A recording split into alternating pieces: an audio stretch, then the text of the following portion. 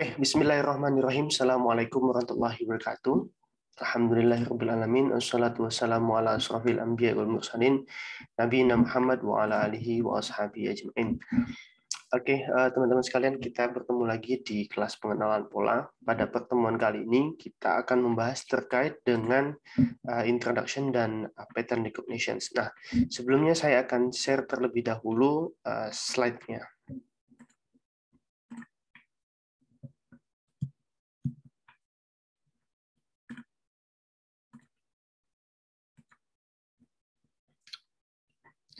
Ya, semoga sudah terlihat ya. Nah, pada kelas pertemuan ini saya akan menjelaskan mungkin terkait dengan pattern recognition ya, atau yang biasa kita sebut dengan pengenalan pola. Nah, pengenalan pola itu sendiri sebenarnya ya, tanpa kita sadari dari semenjak kita kecil ya, bahkan balita atau playgroup begitu, kita sudah mengenalnya ya, terkait dengan istilah dari pengenalan pola. Pola, dan pengenalan pola. Ya, bersama saya Ahmad Azhari, saya akan menjelaskan terkait dengan pengenalan pola. Nah, sebelumnya ya, apa saja yang akan kita bahas? Apa sih sebenarnya pengenalan pola dan bagaimana sih manusia itu sejatinya ya belajar dan kita kaitkan dengan namanya pengenalan pola. Lalu kenapa sih pola itu ya? Kenapa harus pola dipelajari? Dan apa saja sih tipe-tipe pola? Dan bagaimana mendesain satu pola dan penerapan pola itu sendiri ya, di mana dia ada di statistik, kemudian ada di data mining, kemudian ada di machine learning, dan apa saja sih hasil produk dari penerapan pengenalan pola itu sendiri. Kita akan bahas secara singkat di pertemuan kali ini. Nah, mungkin teman-teman sedikit ya pernah melihat bahwa kalau kita sendiri ya secara human, secara mungkin kita secara natural kita dapat membedakan suara orang ya. Misal, oh ini anak bayi, oh ini orang tua, ini remaja, ini ini orang dewasa, ataupun bahkan orang ini sudah mohon maaf ini difabel dan sebagainya, itu dengan mudah. Kenapa? Karena kita punya namanya sensor ya, indera. Nah, indera inilah yang nantinya bisa merecognize dan secara tidak langsung apa saja yang sudah kita pelajari, yang kita alami, itu secara tidak langsung sudah terekam di otak kita. Nah, proses recognize objek apapun itu ya, baik visual maupun audio ataupun dari bentuk kinestetik dan sebagainya, itu sudah direkam oleh otak sehingga ketika itu terulang kembali ataupun dipanggil kembali ya, maka itu secara langsung, secara cepat akan dikenali, oh itu pola tentang ini. Dan sudah ada label sendiri. Nah, seperti itulah. Nah, sebagaimana juga teman-teman ketika menulis angka 1, 2, 3 sampai 10 misalnya, dan itu sudah tahu rekognisi, oh ini berdiri tegak angka 1, kemudian yang tampil di layar teman-teman itu adalah angka 3, kemudian ini angka 8 dan sebagainya. Begitu juga dengan indera penciuman ya. Ketika kita mencium bau sesuatu, misalnya bunga mawar, itu akan berbeda dengan bau yang akan dihasilkan oleh onion. Nah, permasalahan inilah yang nantinya akan sulit ya ketika ditempatkan pada sebuah perangkat namanya komputer ya, yang dimana perangkat komputer itu tidak mengetahui ataupun tidak memiliki indera seperti yang kita miliki, seperti human memiliki, sehingga perlu namanya approachment ataupun pendekatan ataupun sebuah pembelajaran ke komputer agar dapat menyesuaikan sesuai dengan persepsi manusia sendiri. Nah, barulah nanti si komputer akan bisa belajar, ya, akan mempelajari dan akan menyimpan di dalam memorinya. Ketika itu muncul kembali, akan sama seperti kinerja otak kita, dia akan langsung bisa menyelesaikan permasalahan tersebut atau bisa mengkategorikan atau memberikan jawaban terhadap permasalahan yang ditimbulkan. Nah, beberapa permasalahan ya sangat sulit ya ketika pattern-nya ya, setiap pattern itu memiliki informasi yang mungkin cukup bias ataupun cukup besar ya, cukup banyak. Nah, proses permasalahan di rekognisi sendiri ya pada umumnya sangat-sangat berbeda-beda. Ada yang tertata, ada yang terstruktur, ada yang dapat mudah dikenali, ada yang memiliki beberapa dimensi gitu ya. Ada yang memiliki pola atau shaping bentuk ya. Ada yang memiliki berdasarkan sinyal ya, bentukan sinyal ataupun dalam bentuk lainnya. Nah, sejumlah informasi ini yang nantinya akan kita coba olah dan kita akan temukan apa sih pola dari permasalahan ini sehingga nantinya kita akan bisa dengan mudah ya untuk memberikan pembelajaran kepada si mesin atau yang kita sebut dengan komputer tadi. Nah, kemudian kita perlu ketahui dulu ya bagaimana sebenarnya ya pola dari pembelajaran manusia itu sendiri dan nantinya kita kaitkan dengan namanya pattern recognition.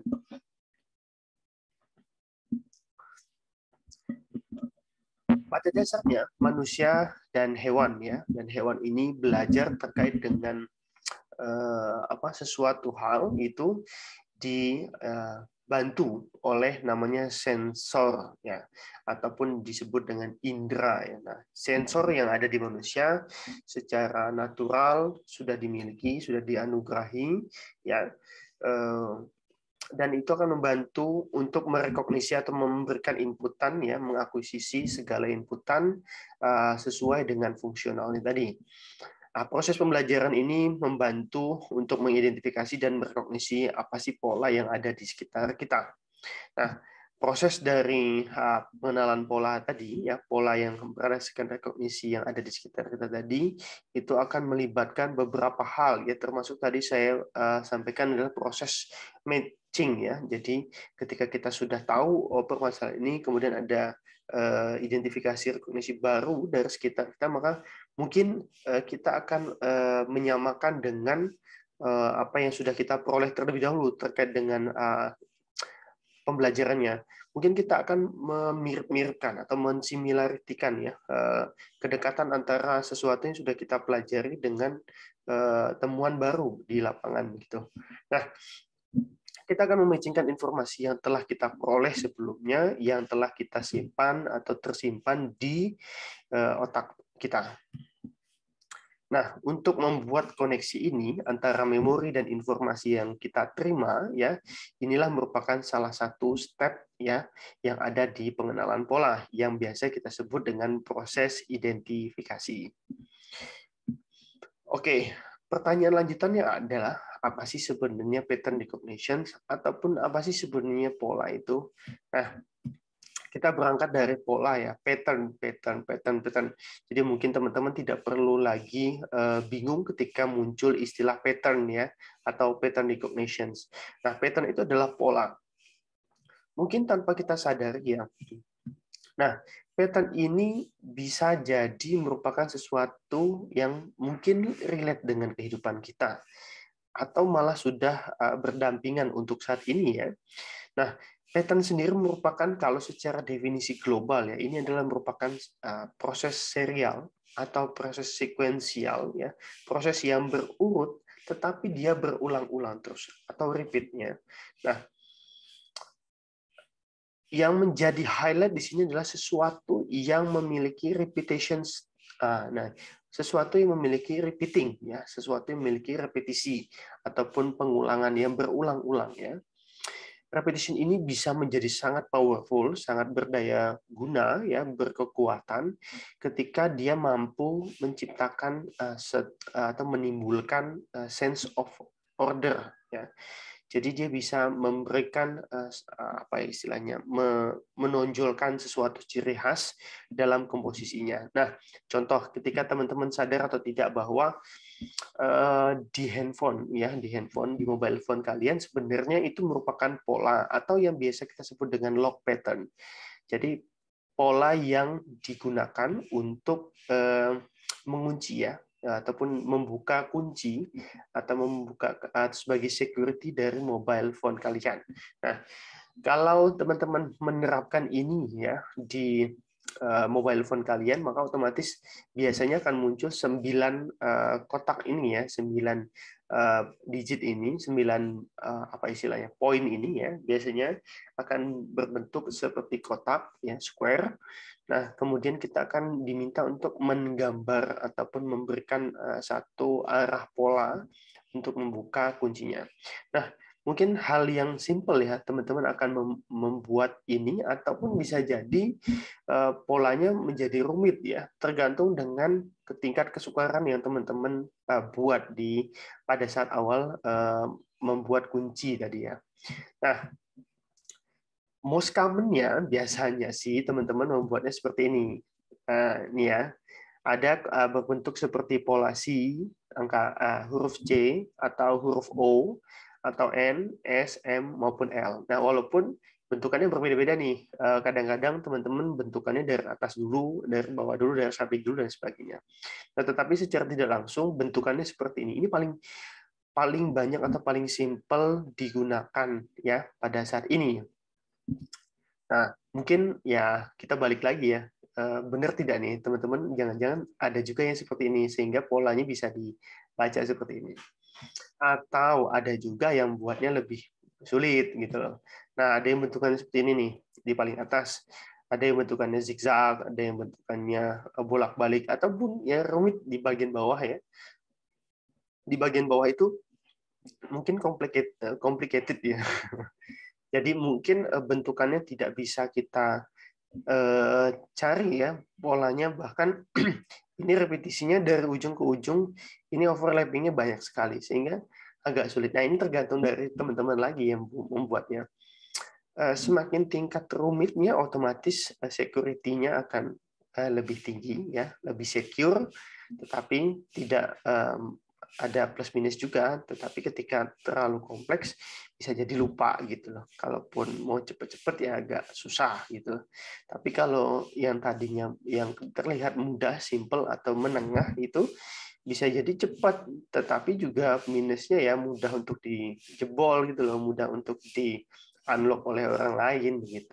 Nah, ini sebenarnya sadar atau tidak sadar mungkin ya teman-teman pernah membayangkan bahwa pola-pola seperti ini kok kita bisa baca gitu loh, kok kita bisa tahu gitu loh, kok bisa teman-teman tahu sih password kita itu. Ternyata itu berdasarkan pengalaman kita juga ya, pengalaman kita selama ini dari kecil sampai dengan besar saat ini. Tentu saja tidak terlepas dari itu gitu loh ya, proses experimenting gitu ya, itu juga menjadi satu hal yang penting buat kita. Nah, sama seperti inilah kalau teman-teman lihat ya, pola di mana kita pernah bertemu ini ya, mungkin di SD ya, di SD, ataupun kalaupun teman-teman pernah tes IQ mungkin lebih banyak ketemu di sana ya. Nah, ketika kita mendapati ya pola segitiga ya, di pertama ya, di tahap pertama, kemudian pola square di tahap kedua, kemudian segitiga lagi, square lagi, maka otomatis pertanyaannya what's next ya, what will come next. Nah, ini ya yang akan muncul adalah pasti segitiga, dua segitiga. Kenapa? Karena secara berulang dua kali di awal ini akan muncul ya dua kotak dan dua segitiga secara berurutan. Otomatis ketika muncul dua kotak, setelah itu pasti muncul dua segitiga. Nah, polanya seperti itu. Atau bahkan agak sedikit rumit ya. Oh, ini satu nih awalnya ya.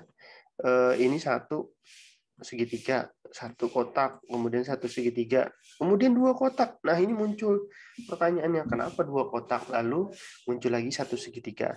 Nah, ketika nanti muncul setelah ini ya, setelah ini nanti muncul sesuatu, misalnya satu kotak atau dua kotak, maka otomatis apapun yang akan dihasilkan setelah kotak itu bisa kita terapkan polanya. Apakah itu harus satu kotak dulu atau dua kotak, ataukah dia cerminan. Nah, itu tergantung dari pembacaan pola kita.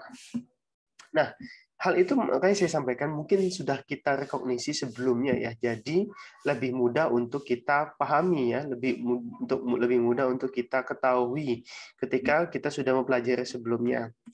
Nah, Hal ini juga terjadi ketika kita menerapkan pola itu ya. Contohnya adalah ketika kita melihat, nah ini bentukan pola seperti ini, di mana segitiga muncul, kemudian nih ya, kita lihat di segitiga 2, kemudian muncul bundaran warna kuning, ini segitiga warna biru, kemudian segitiga lagi warna biru muncul 2, maka otomatis ini akan muncul ya lingkaran ya, kuning. Kemudian lingkaran hijau 1, lingkaran 2 merah, lingkaran hijau 1, lingkaran merah baru 1, otomatis ini adalah lingkaran juga tapi warna merah. Ini juga sama, ini kotak, ini lingkaran, ini bintang ya. Lalu muncul kembali kotak, ini muncul lagi bundaran, otomatis ini adalah ya mungkin ini adalah bintang ya. Kemudian ini adalah kuning ya, bundaran kuning, kotak biru, kemudian hijau, kotak hijau, bundaran kuning, lalu kotak biru lagi ya. Maka ini mungkin adalah kotak hijau selanjutnya. Nah, gitu ya. Nah, begitu juga dengan pola angka. Jadi tadi kalau kita melihat ini pola bentukan objek ya, shaping sebuah objek dengan diikuti dengan sedikit pola warna, bisa jadi setelah ini akan muncul namanya simbol ataupun angka ataupun texting, dan ini bisa dibaca juga. Nah, kemudian kita lihat 1, 2, kemudian setelahnya ada 4, 5, maka otomatis ini 3. 4, 5 setelahnya adalah 7, maka di sini adalah 6. Kenapa kita mengetahui? Karena kita sudah mempelajari angka terlebih dahulu. Nah, 7, 8, 9 otomatis setelah itu adalah 10. Kalau melihat sekuensial atau repetisi dari proses yang kita lewati. Begitu juga untuk 2, 4, 6, 8. Ini kita lihat selisihnya 2, ini selisihnya 2, ini selisihnya 2 ya. Jadi ini 2, ini 2, ini 2. Otomatis ini adalah 10, ini adalah 12, ini adalah 14 ya. Nah, selanjutnya ini juga sama ya, hampir sama, di mana kita muncul kotak warna biru, bintang warna merah, kotak warna biru, bintang warna merah, lalu muncul kotak warna biru. Harusnya ini adalah bintang berwarna merah ya. Nah, lalu juga ada ini kotak persegi panjang berwarna hijau, lalu juga ada kotak kecil warna ungu ya ini ya. Nah, ini muncul 1, lalu kotak ungu yang kecil bertambah menjadi 2, kemudian bertambah menjadi 3. Otomatis ini adalah kotak warna hijau dengan diikuti 4 ya, sorry, ini 4 kotak kecil warna ungu. Begitu juga dengan bundaran warna kuning, kemudian ada apa ini? Warna pink ya, jajar ginjang, kemudian bundaran warna kuning, jajar ginjang 1, otomatis ini adalah jajar ginjang. Nah, kemudian ini bundaran angka 1, tumpukannya menjadi ditambah 2 menjadi 3, ditambah 2 menjadi 5, ini selisihnya 2 ya.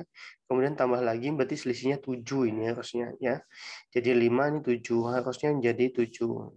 3, 4, 5. Nah, mungkin sepertinya lah ya. 1, 2, 3, 4, 5. Mungkin, oh ini salah sini. Nah, gitu ya. Paling gitu, bentukannya ya. Ini juga sama, kotak warna merah. Ini juga ada segi 5. Kotak warna merah 2. Ini harusnya segi 5. Otomatis ini, kalau lihat polanya sih munculnya, ya bisa jadi ini berulang di sini. Ya, maka otomatis ini adalah merah. Kotak merah ya. Kotak warna merah. Tuh. Begitu teman-teman ya, saya rasa ini cukup untuk mewakili bentukan pola. Atau mungkin teman-teman bisa cari pola-pola lain yang mungkin merecall kembali, memanggil kembali kenangan-kenangan kalian untuk bagaimana mempelajari suatu pola itu dengan mudah. Ya sama mungkin ya kalau teman-teman mudah untuk mempelajari atau merekognisinya melalui sebuah permainan tadi, seperti tadi permainan yang sangat simpel, permainan edukasi ya, atau bahkan bisa menjadi satu topik penelitian yang menarik. Bagaimana permainan edukasi menjadi sebuah pola yang menarik untuk bisa dikenali begitu. Menarik ya, tapi kita coba kaitkan dengan bagaimana otomatisasinya kalau di dalam dunia IT. Mungkin itu menjadi salah satu poin-poin utama buat teman-teman yang ada di pendidikan maupun ada di teknologi ya. Nah, pattern sendiri adalah segala sesuatu yang ada di dunia kita ya, baik dunia kita maupun dunia digital. Pattern juga bisa diartikan sebagai sebuah bentuk fisiknya atau bisa kita pelajari, bisa kita observasi secara matematik.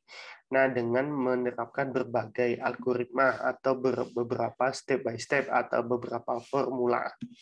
Nah, untuk merekognisi pattern sendiri atau merekognisi atau mengenali proses pola tersebut, maka kita membutuhkan namanya repetisi experience atau tadi yang sudah kita sampaikan tadi, kita perlu mengenalinya terlebih dahulu. Setelah itu menjadikan itu sebuah pengalaman. Pengalaman nantinya akan menjadi sebuah informasi yang tersimpan ya di sebuah memori baik di otak maupun di komputer kita. Semua temuan, semua penelitian, semua temuan pada sampai saat ini merupakan hasil dari sebuah pengenalan pola ya. Dari skill of human atau dari satu kemampuan manusia. Nah, human pada dasarnya ya have a tendency to see pattern everywhere. Ya, memiliki kemampuan untuk melihat pola-pola itu di sekitar kita ya. Nah, pattern itu sendiri atau pola itu sendiri sangat penting ketika kita membuat komparasi atau pembandingan, judgement, keputusan ya, penentuan satu hal ya, kemudian acquiring knowledge atau apa ya istilahnya, mendapatkan proses ilmu yang baru atau pengetahuan yang baru. Nah, sama seperti inilah bentukan-bentukan ini kita bisa mendefinisikannya. Oh, ini bentukannya adalah circle map, ini bisa bubble map, ada double bubble map, ada tree map, kemudian ada brush map, flow map, multi flow map dan sebagainya. Nah, ini bisa kita lihat bagaimana ini menjadi satu buah ataupun pola-pola yang menarik ketika kita membandingkan dari bentuk, warna, kemudian kelompok, kategori dan sebagainya. Itu sangat mudah ya kita lihat ketika kita mendapatkan gambar ataupun objek tertentu untuk kita kenali polanya. Why pattern? Pertanyaan selanjutnya adalah why pattern? Kenapa sih pattern? Nah, finding pattern is the essence of wisdom. Jadi kalau istilah lainnya adalah kalau kita mencari pola itu ya kita mendapatkan esensial dari kebijakan sendiri, wisdom ya. Jadi kita akan mendapatkan poin utama dari bijak. Seperti wisdom, kita punya hal yang bijak untuk kita berikan. Contohnya adalah ketika sesuatu kita bandingkan ya ataupun ada pertanyaan ke kita kemudian Mas ini apa yang beda antara ini dan ini. Maka secara wisdom kita bisa secara bijak kita bisa membedakannya. Jadi menjadi satu hal yang menarik ketika ada istilah finding pattern is the essence of wisdom. Jadi menjadi satu penentu kebijakan sendiri. Bijak atau tidak teman-teman bisa menjadi menarik ketika ditentukan oleh satu pola ini. Atau bagaimana teman-teman bisa menerapkan atau memberikan keputusan terkait dengan pola objek tadi. Finding pattern is extremely important. Jadi sangat-sangat penting ya. Pattern make our task simpler. Ya, tentu saja ya, semakin banyak pola yang dikenali, semakin banyak knowledge yang didapat, semakin banyak informasi yang tersimpan. Ketika teman-teman mendapati satu tugas untuk mengklasifikasikan, mengkategorikan, mengklasterkan, maka lebih mudah ya, lebih simple untuk dilakukan. Finding and understanding pattern is crucial to mathematical thinking and problem solving. Nah, ini menjadi temuan menarik juga ya untuk kita ketika kita mencari tahu pola dan memahaminya. Jadi tidak hanya mencari tahu tetapi juga memahami pola tersebut. Ini sangat penting untuk kita membentuk pola berpikir kita secara matematik atau secara terstruktur ya. Dan ini juga akan secara tidak langsung akan menjadi satu kunci untuk kita mendasari untuk melakukan proses problem solving atau mencari satu jawaban dari permasalahan gitu ya. Nah, ini ada kaitannya ternyata. Nah, contohnya ini ya, mungkin ada beberapa hal yang mungkin teman-teman bisa lihat bagaimana kita menemukan tadi pola-pola ini berdasarkan urutan angka ataupun jumlah angka. Yang tadi sama seperti tadi ya. Mungkin ini sama ketika kita akan menerapkan ataupun ini menjadi satu mathematical thinking proses ya. Oh, step by step 99, kemudian ke 98, 97, 96, 94, otomatis selanjutnya adalah 93 ya. Nah, di sini ada 93. Kemudian ini 29, 27 ini selisih 2. Kemudian kita lihat pola setelah ini. 23, 21 kok ini 2 juga. Nah, ini kalau ini selisih 2, ini selisih 2, otomatis ini selisih 2, 25 ya. Nah, 55, 52 ini selisih 3, 52 ke 49 selisih 3, 49 ke 46 selisih 3, otomatis ini adalah 43. 93 ke kita nggak bisa lihat nih 93 ke berapa nih ya. Kita bisa lihat setelahnya 85 ke 81 4 ya, 81 ke 77 4. Otomatis 93 ke selisih 4 ya, otomatis jadi 89 ini. Nah, harusnya begitu. 3337 232 berarti 5, 32 ke 275, 27 ke 225, 22 ke 17 5, 17 ke otomatis ini adalah 12 ya. 46, 44, 28 ke 224, berarti ini 36. Benar nggak? 46, sini 6. 46 ke 40. Ya, 6, ini selisih 6, ini 6, sorry. Berarti ini sekitar 36 ya. 34, sorry, 34. Nah, itu ya. Dan jenis-jenis tipe pattern itu sendiri begitu beragam. Ada logic, ada number, ada sound, image, macam-macam ya. Ada bahkan kita bisa menemukannya secara langsung berdasarkan observasi ya, secara langsung di dunia kita atau di sekitar kita. Nah, logic pattern pada dasarnya membuat kita mudah untuk mengklasifikasikan atau mengkelompokkan satu objek yang sama bentukannya atau sama bentuk warnanya ataupun sama secara kelompok angka, jumlah, while number pattern bisa memprediksi, ya kita bisa melakukan prediksi dari sekuensial ataupun proses serial dari satu pola angka. Kemudian word pattern kita juga bisa membantu untuk memberikan approaching baru untuk pendekatan sesuai dengan bahasa yang kita pelajari begitu atau kita gunakan. Nah, bagaimana mendesain pattern? Pada dasarnya mendesain pattern itu menggunakan sebuah blueprint ya. Jadi desain pattern ini adalah sebuah blueprint atau sebuah prototyping yang memprovide atau yang menyediakan atau yang memberikan tawaran sebuah solusi secara general kepada tipe-tipe ataupun isu-isu yang memiliki tipe yang sama begitu. Dan ini akan menjadi sebuah activity ya, sebuah kegiatan yang secara terus-menerus akan diupdate begitulah istilahnya. Gitu. Nah, desain pattern sendiri kalau di pemrograman mungkin di Python kalau gitu, ini mungkin penerapannya seperti teman-teman lihat di for loop ya.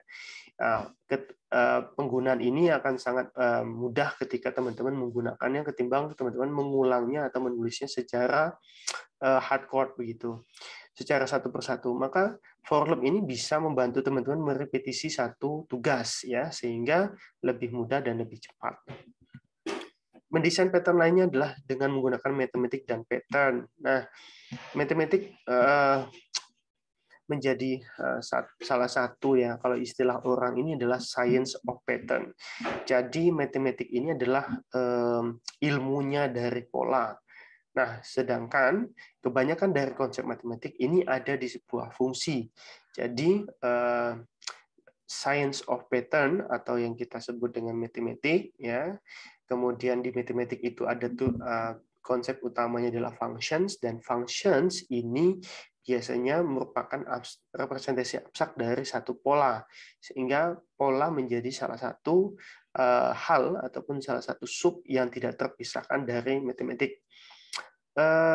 Every field of activity has pattern. Ya, hampir sih kita bisa katakan kalau kita lihat di gambar ini ya, ada pola-pola yang secara berurutan itu memiliki pola yang sama, dan bahkan kita bisa lihat ini representasinya ya seperti yang tadi kita lakukan. Ini selisih 3, maka berikutnya adalah sekuensial atau serial dari angka yang sama ya dengan selisih 3. Nah, the pattern shows values of the sequence yang tadi saya sampaikan ya. Nah, data pattern itu juga bisa, atau mendesain pattern itu juga dilakukan di statistik ya. Nah, ini seperti ini, graphic display dilakukan dengan menggunakan histogram ya, dalam sebuah statistik.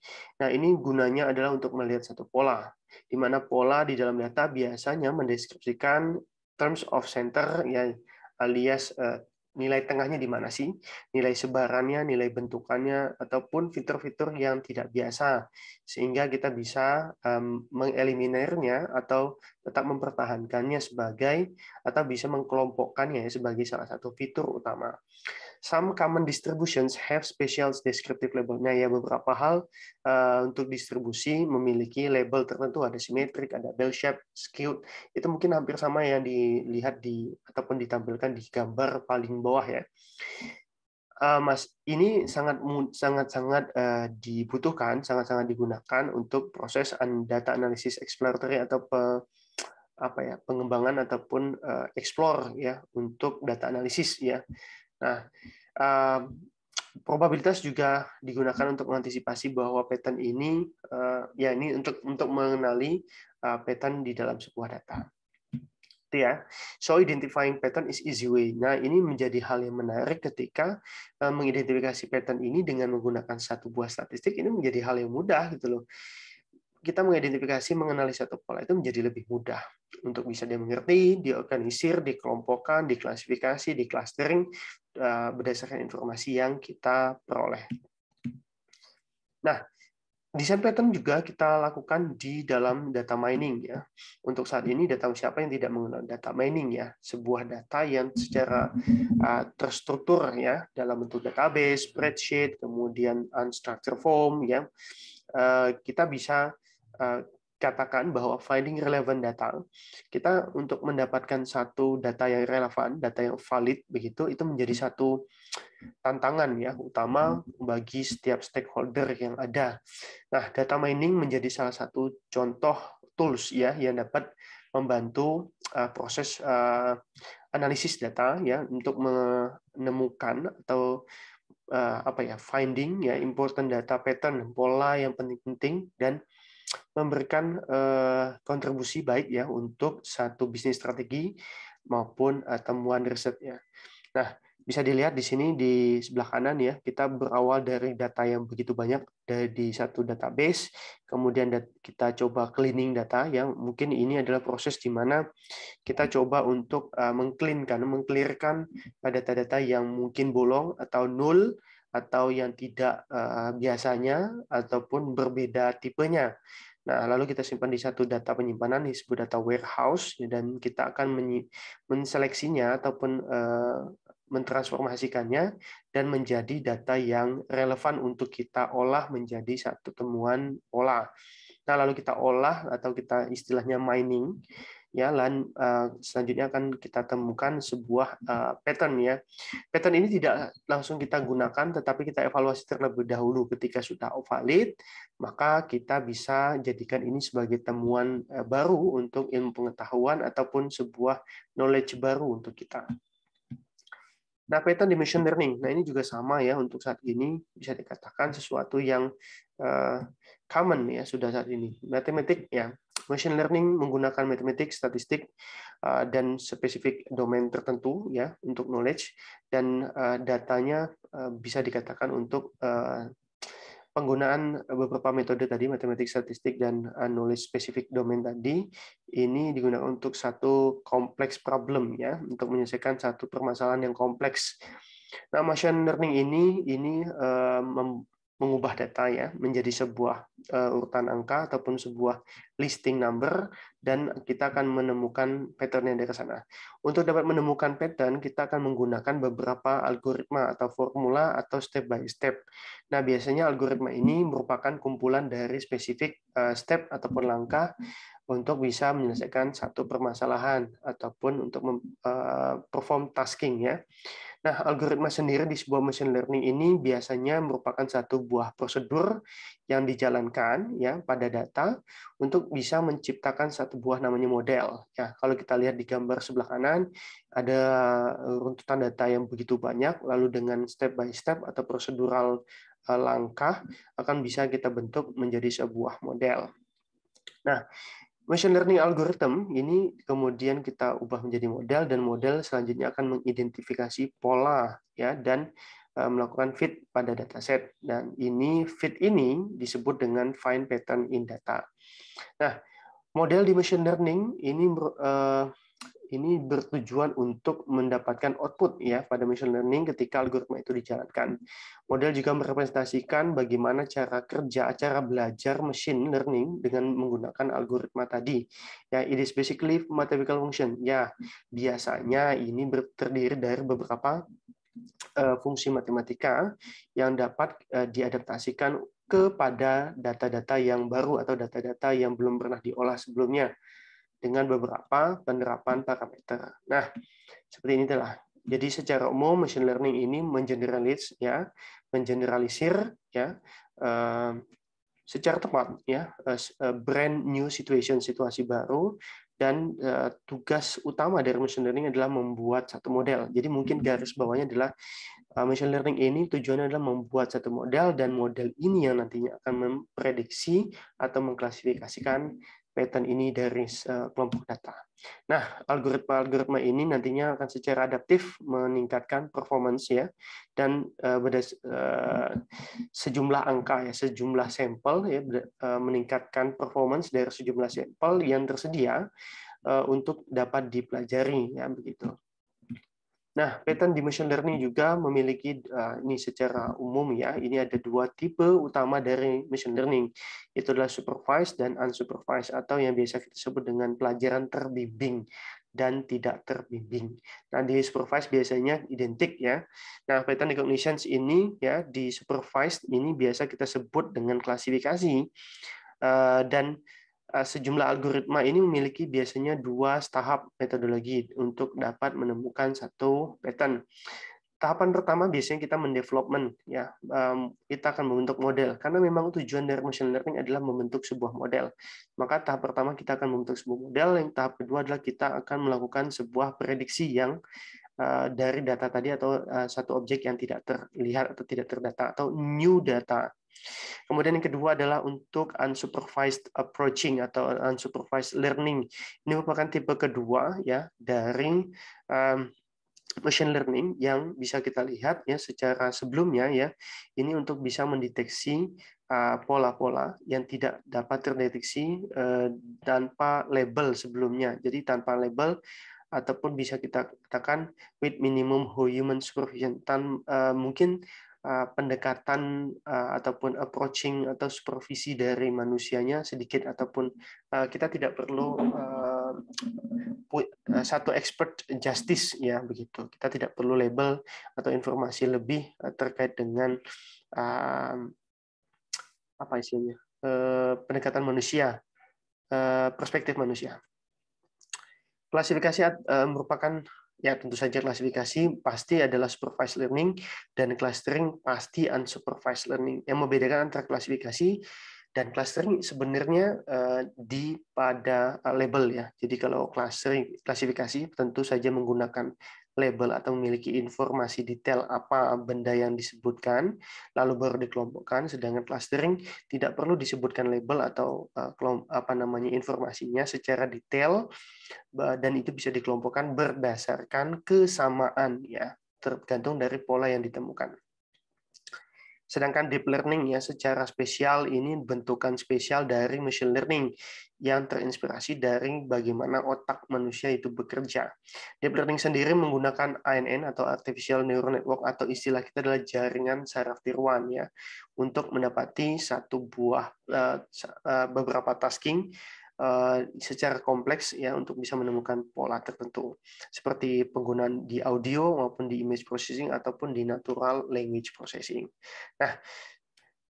Nah, ini mungkin dapat menggambarkan apa sih membedakan antara machine learning dan deep learning lah. Nah, machine learning sendiri kalau secara sekilas kita lihat ada inputan yang sama nih, tetapi di machine learning kita membutuhkan memisahkan terlebih dahulu proses untuk feature extraction, kemudian dilanjutkan dengan klasifikasi atau klasifikasi, lalu juga kita baru mendapatkan hasil output. Sedangkan deep learning, feature extraction dan klasifikasinya secara otomatis itu tergabung menjadi satu satuan. Nah, machine learning ini merupakan bentuk dari, hubungannya machine learning dengan pattern recognition ini merupakan salah satu bentuk ya dari rekognisi pattern ya. Nah, yang memiliki ide basicnya adalah ide dasarnya adalah mentraining mesin untuk bisa ya melatih mesin, memberikan pembelajaran mesin untuk dapat belajar terkait dengan pola yang telah diperoleh dan menerapkannya kepada beberapa problem yang secara praktis ditemui. Machine learning sendiri merupakan fitur ya yang dapat mempelajari data ya dan secara iteratif, secara berulang dapat mengupdate ya tadi ya perform sendiri ya dapat mengupdate diri sendiri untuk mendapatkan satu hasil yang lebih baik. Nah, tetapi pattern recognition tidak bisa mempelajari permasalahan tersebut. Nah, it can be coded to learn pattern. Nah, ini perlu decoding, perlu decoding, perlu decoding untuk dapat mempelajari atau perlu sebuah penerapan algoritma. Nah, pattern recognition sendiri begitu banyak ya. Salah satunya kita lihat di natural language processing ya. Kemudian ada di image processing, kemudian ada di computer vision, ada di seismic analysis, ada di radar signal classification, speech recognition, fingerprint identification, dan sebagainya. Mungkin ini adalah hal-hal yang menarik untuk kita saat ini bisa temui ya. Ada banyak hal yang menjadi menarik ketika kita melihatnya di satu buah mesin yang dapat mengerti bahasa yang kita yang kita ingin ketahui ataupun yang kita gunakan. Baik dari segi penulisan, grammar, kemudian kita bisa ngecek spamnya, kita bisa ngecek translation dan sebagainya. Dan juga ada menarik ketika terdapat image processing, kita menemukan foto-foto dengan sejumlah gambar, kemudian dapat dikelompokkan berdasarkan kesamaan muka milik siapa begitu, atau bisa kita cocokkan ya bagaimana mesin itu secara otomatis kita kasih label tertentu dan dia akan mendapati satu pola bahwa ini wajah siapa. Nah, computer vision juga sama, ya melibatkan sejumlah video, image, ya, untuk bisa menerapkan. Ini biasanya diterapkan di medis, ya, ataupun di biological atau biomedical.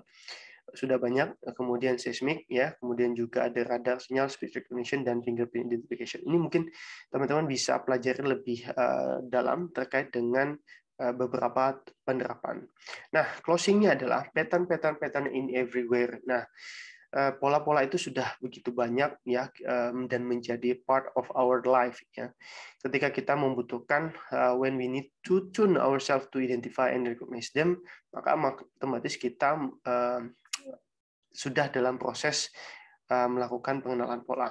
The future of humanity depends on pattern recognition. Tentu saja kalau bisa dilihat di gambar tadi ya, ini ketika kita menginginkan atau memprediksi satu hal, ya kita mulai dari namanya pattern ya, kita harus mengenali pola. Ya walaupun ini masih dalam tahapan imagination, kita tidak ada masalah. Kemudian kita coba kaji lebih dalam. Kemudian ini menjadi sebuah dataset terkumpul, lalu kita bentuk sebuah model dan kita cari ya, dan kita lakukan sebuah proses pengenalan di dalam dataset tersebut dan akhirnya kita temukan. Nah, jangan khawatir ya.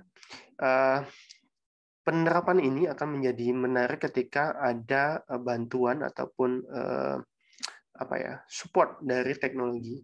Nah, ini tergantung dari adaptasi dari pola. Jangan khawatir, when pattern are broken, there is new words emerge. Nah, ketika satu pola itu tersingkir,